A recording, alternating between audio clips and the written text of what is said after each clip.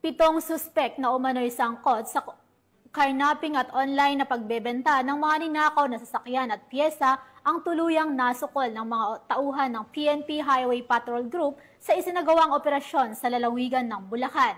Alamin ang detalye mula kay Patroluman Janine Kyle Sorongon.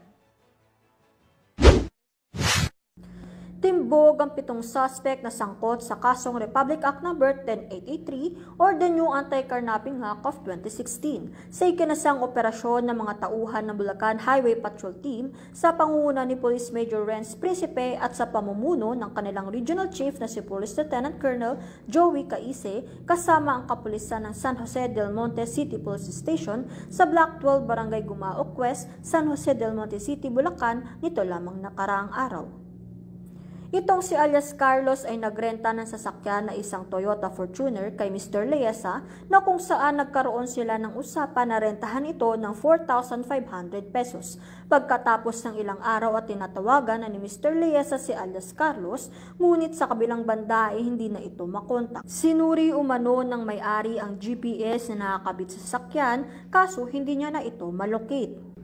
Noong June 28, 2025, dumulog itong si Mr. Leesa sa tanggapan ng HPG Bulacan para i-report na ang kanyang sasakyan na nirentahan ay binibenta na sa marketplace selling parts of Toyota at Fortuner kaya't nagsagawa agad ng aksyon ng HPG na kung saan isang HPG personnel ang nagpanggap na poser buyer at nakipag-transact umano kung saan ipipick up ang mga parte ng sasakyan. Pagdating nga sa lokasyon ng kanilang pinag-usapan ay kumpirmadong ang mga parts ng sasakyan ay tugma sa sasakyan na pagmamay-ari ni Mr. Leesa. Ayon sa papeles na dala-dala ni Mr. Leesa at dito na nagsagawa ng pag-aresto sa 7 suspect. Nakarecover din ng HPG ng 3 pang sasakyan, isang Toyota Camry 199, isang Hyundai Eon at isang Chevrolet Aveo. Binasahan ng mga suspect ng kanilang karapatan sa salitang kanilang nauunawaan at nasuksodiyan na ng Highway Patrol Team Bulacan Detention Facility habang hinihintay ang pagharap namang ito sa korte. Ang mga nasabing sasakyan naman ay dinala din sa himpilan ng HPG Bulacan para sa verifikasyon. Ito naman ang pahayag ni Police Major Renz Principe patungkol sa nasabing operasyon. Una po sa lahat, nagugat po itong operasyon namin dahil na din sa reklamo ng ating complainant na natangayan ng kanyang dalawang pinaparentang sasakyang Montero at Toyota Fortuner. At nang hindi niya na makontak yung mga rumenta dito matapos ang kanilang kontrata at nang hindi na rin malocate sa GPS ang mga nasabing mga sasakyan, lumakas ang kutob niya na ito ay nakaharnap na. So natuntun namin itong mga nasabing sasakyan. Dahil na din sa kanyang pagkadismaya, nagbakasakali na lang siyang tumingin sa marketplace, sa mga group chat ng benta ng mga sasakyan. At eksakto naman, may katugma na binibenta na kalintulad ng modelo at kulay ng kanyang nawawalang Toyota Fortuner.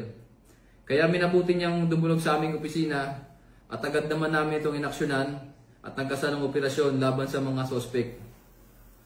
Sa gitna ng aming operasyon, aming aktong naabutan ang mga suspect na nagkakalas ng mga pyesa mula sa isang SUV na kulay puti at mula na din doon sa mga aming na-recover na plaka at chassis. Amin na kumpirma na tugma ito sa ORCR ng nawawalang Toyota Fortuner ng ating complainant. Gayun pa man, ang kanyang Mitsubishi Montero ay chassis na lamang at pira-piraso ang aming na-recover sa karating na junk shop. Malapit din sa pinangyarihan ng krimen. Ang iba pang masakyan na aming na-recover mula sa nasabing lugar ay aming sasailalim pa sa macro-etching at aming pang beberipikahin kung ang mga ito ba ay involved din sa kanilang modus. Kami, ang Guardian of the Highways, ang kakampi nyo sa kalsada na patuloy na magbibigay ng serbisyong HPG. Dahil dito sa ating bagong Pilipinas, ang gusto ng pulis, ligtas ka. Mula sa tanggapan ng kampanyo sa kalsada at sa pamumuno ng aming buting Direktor, Police Brigadier General Eleazar P. Mata. Ako ang inyong PNN Correspondent, Patroluman Janine Kyle Sorongon para sa Police News Network. Alagad ng batas, tagataguyod na balitang pulis.